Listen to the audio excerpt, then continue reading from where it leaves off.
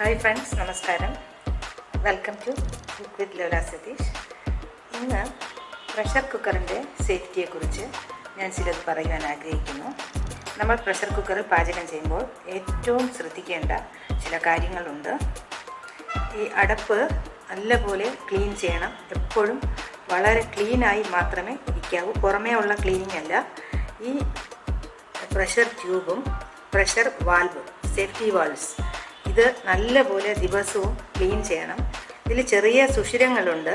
അത് നമ്മളൊരു ബ്രഷ് ഉപയോഗിച്ച് നന്നായി കഴുകണം. അതുപോലെ ഈ സേഫ്റ്റി വാൽവും നല്ലപോലെ ക്ലീൻ ചെയ്യണം.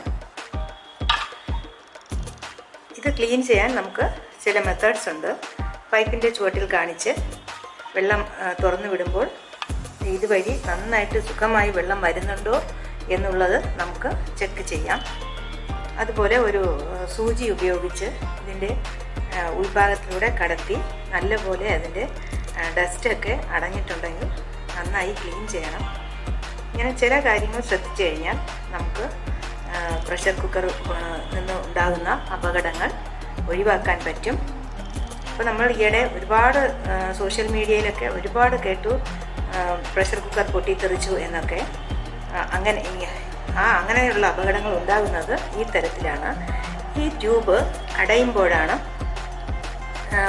പാർട്ടിക്കിൾസ്, നേരത്തെ പാചകം ചെയ്ത ആഹാരശൈലങ്ങൾ ബാക്കിയുള്ളത് ഇതിൽ കയറി ബ്ലോക്കായിരിക്കും. അത് നമ്മൾ അറിയുകയില്ല. പുറമേ ഉള്ള ക്ലീനിങ് കഴിഞ്ഞ് വയ്ക്കും. അത് അടഞ്ഞിരിക്കുന്നത് കൊണ്ടാണ് ഇങ്ങനെയുള്ള അപകടങ്ങൾ ഉണ്ടാകുന്നത്. അതുകൊണ്ട് നമ്മളിത് ഏറ്റവും ശ്രദ്ധിച്ച് ബ്രഷ് ഉപയോഗിച്ച് ഈ എല്ലാ പാർട്ടും നല്ല സോപ്പ് ഉപയോഗിച്ച് ബ്രഷിങ് വെച്ച് കഴുകണം. ഇതിൻ്റെ ഇടയിൽ ആഹാരശകലങ്ങളൊന്നും ഇരുന്ന് കഴിഞ്ഞാൽ വീണ്ടും വലിയ അപകടങ്ങൾ ഉണ്ടാവും. അത് ബ്ലോക്കായി പോകും.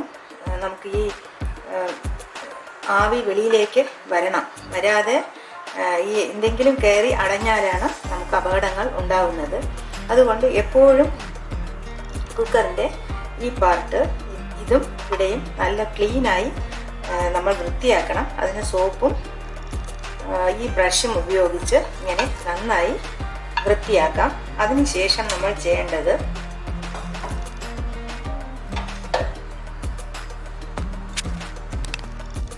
ഒരു പാത്രത്തിൽ കുറച്ച് വെള്ളമെടുത്ത്, അല്ലെങ്കിൽ പൈപ്പിൻ്റെ ചുവട്ടിൽ കാണിച്ച് ഇങ്ങനെ വെള്ളം ഒഴിച്ച് കൊടുക്കണം. കൊടുക്കുമ്പോൾ ബ്ലോക്ക് ഉണ്ടെങ്കിൽ വെള്ളം താഴേക്ക് വരില്ല. ബ്ലോക്ക് ഇല്ലെങ്കിൽ ട്യൂബ് വഴി വെള്ളം താഴേക്ക് സുഖമായി വരും. ഇപ്പോൾ നമുക്കിത് നന്നായി ക്ലീൻ ചെയ്ത് ഓരോ പ്രാവശ്യം ഉപയോഗിക്കുമ്പോഴും ഇതുപോലെ ഒന്ന് ശ്രദ്ധിച്ച് വെള്ളമൊഴിച്ച് കൊടുത്ത് ബ്ലോക്ക് ഉണ്ടോ ഇല്ലയോ എന്നൊക്കെ ഉറപ്പ് വരുത്തിയതിന് ശേഷമേ നമ്മൾ പാചകം ചെയ്യാൻ തുടങ്ങാവൂ.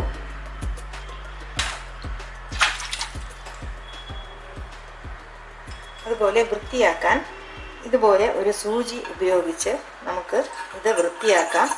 ഇങ്ങനെ ഇതിൻ്റെ ഉള്ളിലൂടെ ഇങ്ങനെ കടത്തി വിടുമ്പോൾ അഴുക്കൊക്കെ ഉണ്ടെങ്കിൽ പുറത്തേക്ക് വരും. കൂടാതെ ഈ ചെറിയ സുഷിരങ്ങളും ഇതുപോലെ സൂചി കടത്തി നമുക്ക് ക്ലീൻ ചെയ്ത് എടുക്കാം. ഇതൊക്കെ ബ്ലോക്ക് ആകുമ്പോഴാണ് നമുക്ക് അപകടങ്ങൾ ഉണ്ടാകുന്നത്. ചെറിയ ചെറിയ പാർട്ടിക്കിൾസ് ഇതിൻ്റെ ഇടയിൽ കയറിയിരിക്കും. നമ്മൾ കഴുകിയെന്ന് വിചാരിക്കും, പക്ഷേ ചെറിയ അംശങ്ങൾ ഇതിലുണ്ടായിരുന്നാൽ അത് ബ്ലോക്കായി വലിയ അപകടങ്ങൾ ഉണ്ടാവും. അതുകൊണ്ട് ഓരോ പ്രാവശ്യം ഉപയോഗിക്കുമ്പോഴും അടപ്പ് ഇതുപോലെ ഒന്ന് ശ്രദ്ധിച്ച് ക്ലീൻ ചെയ്യാൻ ശ്രദ്ധിക്കുക. ഇതെങ്ങനെ ഒരു സൂചി കടത്തി വിടുമ്പോൾ ആഹാരശകലങ്ങളോ ബാക്കി എന്തെങ്കിലും വസ്തുക്കളോ ഉണ്ടെങ്കിൽ അത് പുറത്തേക്ക് വരും. എന്നിട്ട് നമുക്ക് വെള്ളം ഒഴിച്ച്,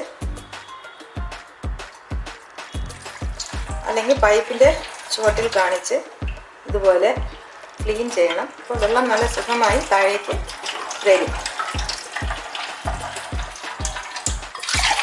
അപ്പോൾ ഇങ്ങനെയാണ് പ്രഷർ കുക്കറിൻ്റെ അടപ്പ് ക്ലീൻ ചെയ്യേണ്ടത്. പിന്നെ അതുപോലെ ഈ വെയിറ്റും നമ്മൾ ക്ലീൻ ചെയ്യണം.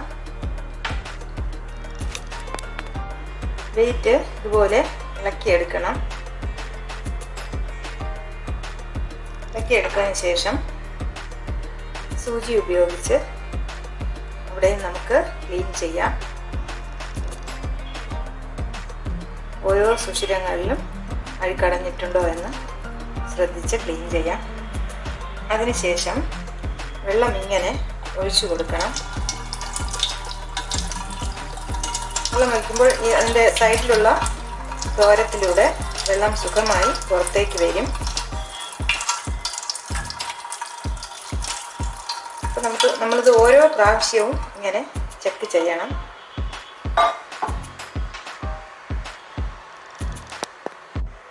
പിന്നെ ഈ ഗ്യാസ്കറ്റ് അത് ഇതുപോലെ ഓരോ പ്രാവശ്യവും നമ്മൾ ശ്രദ്ധിക്കണം. അതിലിവിടെ ചെറിയ ക്രാക്സ് ഒക്കെ ഉണ്ടാവും. അതുണ്ടോ ഇല്ലയോ എന്നുള്ളത് ഓരോ പ്രാവശ്യം ചെക്ക് ചെയ്യണം.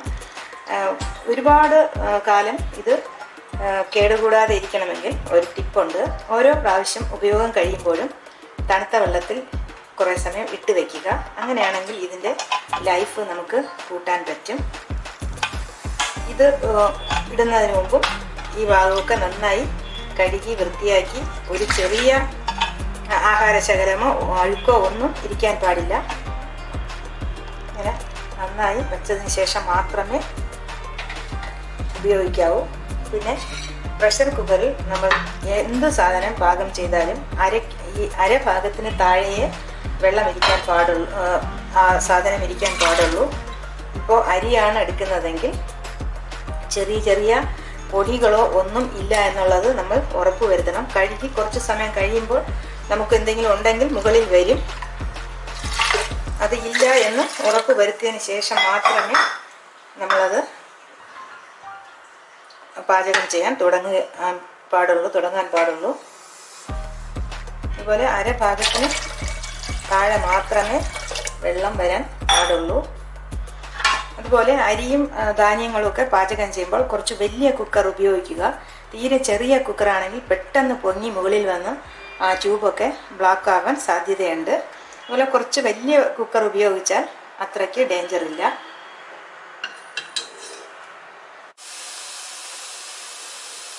ഇപ്പോൾ ആവി പുറത്തേക്ക് വരാൻ തുടങ്ങി.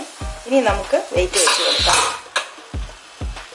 ഒരിക്കലും ഈ നോസിൽ വഴി ആവി വരുന്നതിന് മുമ്പ് വെയിറ്റ് വയ്ക്കരുത്. കാരണം എന്തെങ്കിലും പാർട്ടിക്കിൾസ് ഉണ്ടെങ്കിൽ അത് ക്ലീനായി എന്ന് നമുക്ക് ഉറപ്പ് വരുത്തിയതിന് ശേഷം ഇത് വെച്ച് കൊടുക്കണം.